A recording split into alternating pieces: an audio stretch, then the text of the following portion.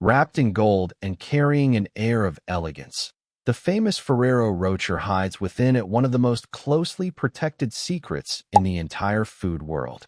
The recipe was born more than 100 years ago, and for 4 generations it has never left the hands of one Italian family. It all began with a man who took his father's small-town bakery and transformed it into a multi-billion-dollar empire, building one of the most recognizable chocolate brands the world has ever known. This is the story of Michele Ferrero. I was born in 1925 in the Piedmont region of northwest Italy, a place where the Alps create a breathtaking border with Switzerland. I grew up in Alba, a quiet town tucked between Turin and Genoa, surrounded by rolling hills, vineyards that produced some of the finest wines in the country, and buildings that carried the weight of Roman history and medieval architecture. It was here, in this little town, that my father Pietro opened a modest bakery with a vision far bigger than its walls. My father had trained as a pastry chef, and he became obsessed with creating the perfect mix of cocoa and hazelnuts, ingredients that were easy to find in our region. That search led him to invent his own take on gianduja, a rich, chocolate hazelnut paste that had already made Piedmont famous. He called his version pasta gianduja, and it wasn't long before his creamy spread went from being a local treat to a national bestseller. The product was wrapped in foil, shaped into small loaves, and sliced with a knife, and in 1946, together with his brother Giovanni, my father officially founded Ferrero. What started as a neighborhood pastry shop and small chocolatier began its journey toward becoming something far larger. But my father's most important decision had nothing to do with business. It was the day he and my mother, Pira, brought me into the world.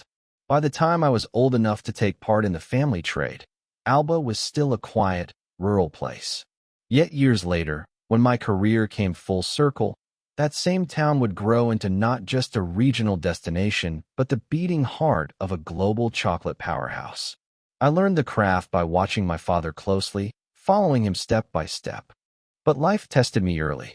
My father passed away at only 51, leaving the company in the care of my uncle Giovanni and me. Less than 10 years later, tragedy struck again. Giovanni too passed away, leaving me devastated and, at the same time, carrying the full weight of a business that was now beginning to spread far beyond our little bakery in Alba. My father's creations were unlike anything else at the time, and the ingredients he chose became his signature mostly because he had no other choice. Hazelnuts, for example, were cheap and plentiful in our region, and they became the perfect substitute for chocolate, which was almost impossible to import during the war years when much of Europe had cut Italy off. Out of this necessity, and with his usual ingenuity, my father managed to build more than just a product. He established a company, set up a workshop, and even secured a factory so he could produce at a larger scale. But what he couldn't have predicted was how far that little invention of his, pasta gianduja, would go once I stepped in. When I took over the company, I wanted to push things further. So I made a bold decision. Instead of shaping it into chocolate bars or simply using it as a filling, I turned it into a creamy spread. We called it Super Crema, and in 1949, just 2 years after I had taken the reins, it hit the market. The reaction was instant. People loved it.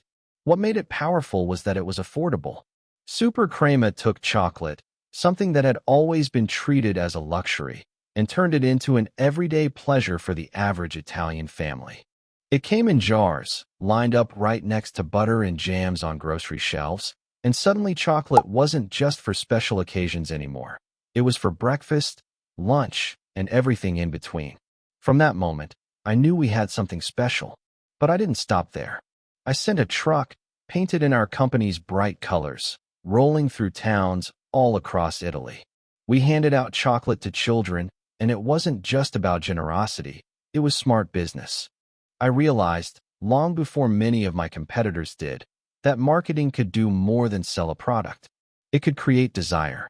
It could create a memory. Within 10 years of taking charge, Ferrero wasn't just one bakery turned factory anymore. We had 3 new factories running, 2 of them outside of Italy. The big breakthrough came when we moved into Germany. I took old missile factories, symbols of war and destruction, and transformed them into candy plants, places that created joy instead of fear. After the war, people were hungry not just for food but for comfort, and candy bars had become familiar thanks to rations handed out during those hard years. I leaned into that craving, and it changed everything for us. In 1964, I made one of the most important decisions of my career. I took our chocolate spread, Super Crema, and gave it a new name, Nutella. The word was a blend, nut, in English mixed with the Italian style of naming foods, the same rhythm you hear in mozzarella, portobello, or citronella. But this wasn't just about a catchy label. It was a reinvention. Like my father before me, I carried an obsession with perfecting the balance of ingredients. And when I finally found the formula I had been chasing, Nutella was born, not just with a new name, but with a new recipe, one that remains hidden from the world even now. The secrecy became legendary. There are no public tours of our factories, and at one point, it was said that the original recipe had been translated into Arabic and locked away in a vault in Egypt. That's how seriously we treated it. From the beginning, Nutella wasn't marketed to just one type of person, it was meant for everyone. And almost immediately, European children fell in love with it. The jar became a household staple. What really set it apart, though, was its universal name, which gave us the chance to move beyond Italy and into new markets. By 1983, Nutella was officially exported to the United States, and from there, it exploded into a worldwide sensation. But even with Nutella's success, I wasn't interested in stopping. In 1968, I launched something entirely different, a product designed specifically for kids. I called it Kinder, the German word for children, because by then we had already expanded strongly into Germany, and I knew their market well enough to trust my instincts. Kinder wasn't just another chocolate. It was softer, sweeter, more comforting. A mix of milk chocolate, sugar, milk powder, and cocoa that stood out from everything else on the shelves. It carried the taste of childhood. And it worked. Kinder quickly became a brand of its own, branching out into products like the Kinder Surprise, a chocolate egg with a hidden toy inside, Kinder Bueno wafer sticks, Kinder ice creams like Maxi King, and dozens of other creations. What made it work wasn't just the taste, it was the way we presented it. While other companies struggled to balance image with reach, I managed to keep Ferrero polished and luxurious, while also tailoring products to different groups of people. Each brand had its own identity, its own story, and its own loyal audience. And so, more than 30 years after I had inherited a modest bakery from my father, I was finally standing at the edge of unveiling what I considered my masterpiece.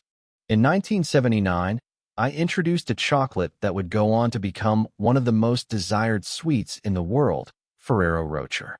Its birth wasn't just about business. It carried something deeply personal and almost spiritual. The name itself came from Roche, the rocky grotto in Lourdes, in southern France, where a saint once claimed to have seen a vision of the Virgin Mary.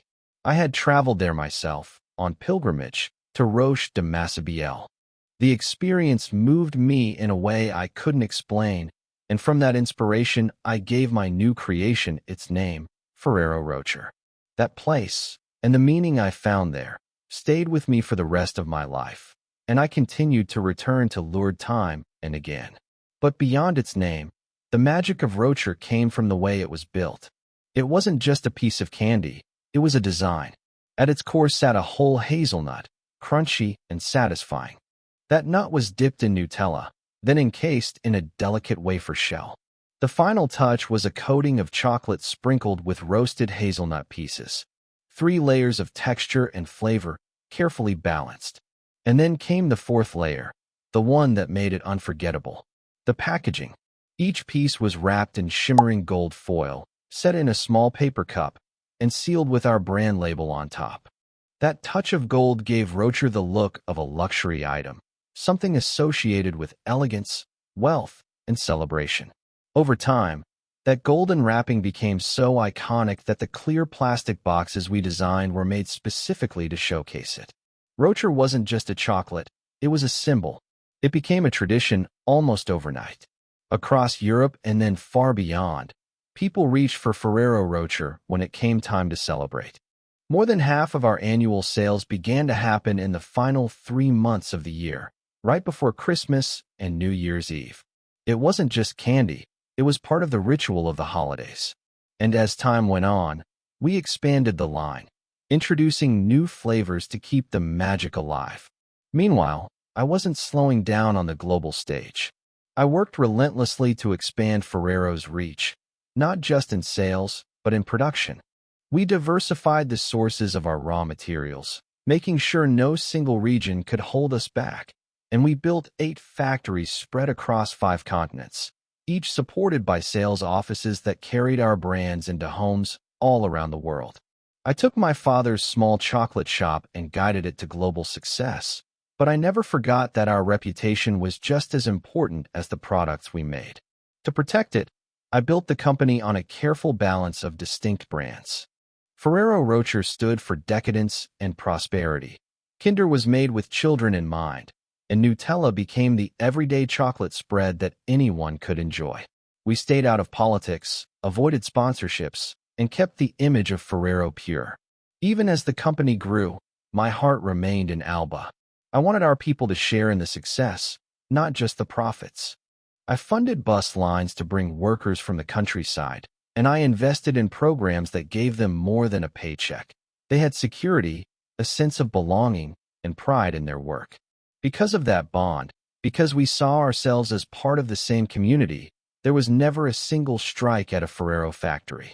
A few years after creating Ferrero Rocher, I founded the Ferrero Foundation back in my hometown. It wasn't just an office building, it was a community space. Inside, there was a kindergarten, a school, a bar, workshops, gyms, and even medical facilities. And it wasn't open to everyone. It was meant for the men and women who had stood by Ferrero for more than 25 years. It was my way of saying thank you. The company has stayed in the family. After my passing, my sons, Giovanni and Pietro, named after my father and my uncle, took over. By 2019, Ferrero was generating more than $11 billion in yearly revenue.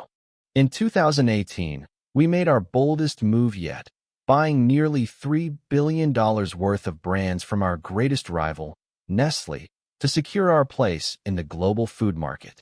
Today, Ferrero is the single largest buyer of hazelnuts in the world. Our products rely on them so much that we now consume about a quarter of all hazelnuts produced globally. But the real measure of my life's work isn't in numbers, it's in Alba. When I was a boy, it was a quiet farming town. Today, 1 out of every 5 people there works for Ferrero.